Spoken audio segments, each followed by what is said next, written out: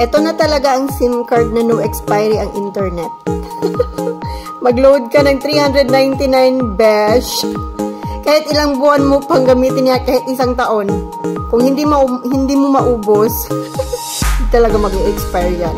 Ako nga umorder ako nito. Umorder na naman ako ulit nito. Kasi, itong GOMO na ito ang ginagamit ko na SIM card for my internet connection sa cellphone ko. Lalo na pag nagta-travel, ang hirap naman kasi yung natin, yung regular SIM card. Kasi magastos yun Super gastos. Yung pang-load ng internet connection mo lang, yung data lang. Diyos ko day, ang mahal. So, ito na lang. Ito, yung sa akin talaga is yung 399. Parang ilang months ko na yun Yung last na load ko, yung nag-load ako is, pa siya, December. So, anong buwan na ngayon? Hindi ko pa naubos kasi nagagamit ko lang yun pag nagta-travel ako. Or nasa road, ganyan. So, napaka-sulit talaga. Diba? Kaysa naman mag-load ka ng for 1 week or 2 weeks na magkano ba yun sa mga regular SIM, diba? Yung 399, ilang buwan na yan dito. Kaya love na love ko talaga itong GOMO. So, binilan ko yung isang anak ko para, hindi magastos yung pag-load ng internet niya. Para matawagan ko siya sa messenger. Kahit nasa daan siya or nasa school or kahit saan siya. O, diba? Okay. So, tapos itong isa naman, binilan ko din yung mami tabi ko.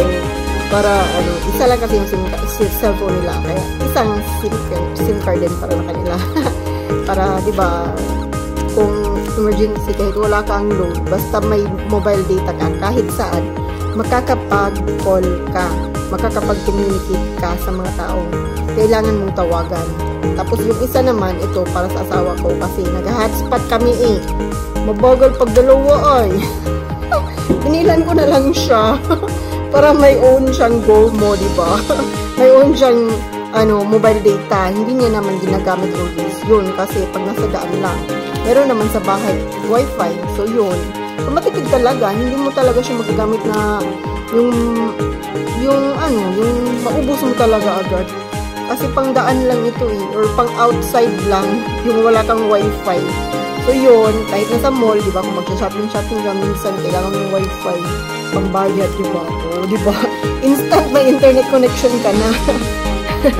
Minsan kasi yung wifi sa mall, ang tagal kasi ang daming nakikiabot. So, etong isa, reserve ko to para sa isang CCTV. Lahat din ng mga CCTV ko, guys, ito yung SIM card nga ginagamit ko. Okay? So, napakatipid talaga nito kasi no expiry siya. And then, pwede ka pang bumili ng load para sa call, text, ganyan. But, itong main feature talaga nito na pinakamaganda na nagustuhan ko talaga is yung no expiry na data. Like, example, yung binili ko is 30 gig.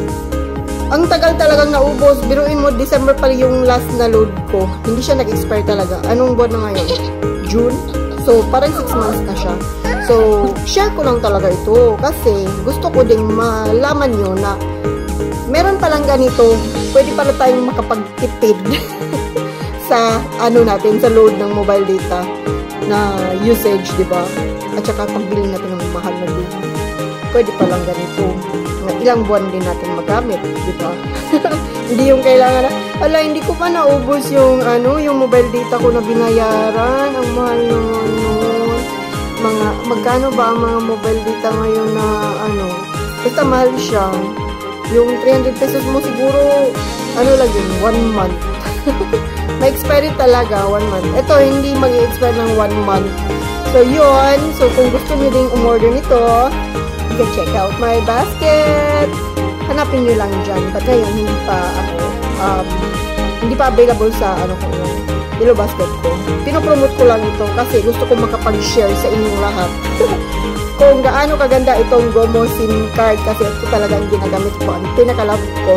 At iba din yung SIM card ko para sa personal. Yung tawag and call and everything. But yung sa mobile data ko talaga is ito talaga. Kaya sinishare ko, binilan ko na lahat yung mga kailangan kong matawagan na di ako maproblema kahit wala silang mga load or wala akong load. Kung nasa daan or outside the house na walang wifi connection. Yun talaga ang pinaka-important na factor na nagustuhan ko sa sa Guamo SIM card feature. Okay, so thanks for watching. I hope nakatulong ang video ko na ito. And I hope na-discover niyo na din sa akin. ang SIM card na ito. Kasi share lang ito sa akin dati. Tapos tinry ko, lalo na sa mga bundok-bundok ng mga part, okay talaga siya kasi may signal. Hindi ko lang alam kung sa lahat ba ng parts meron, but so far, dito sa amin, may signal talaga siya. Ang laki ng tulong nito. SIM card na ito para sa ating mga internet connection, mobile data, ganyan. So, thanks for watching. Don't forget to follow and like. Ay, hindi pala like. Heart if sa tingin nyo ay nakatulong ang video ko na ito sa inyo. Okay, so thanks for watching. Sa susunod na vlog ko na naman. See you again next time. Bye. Have a great day.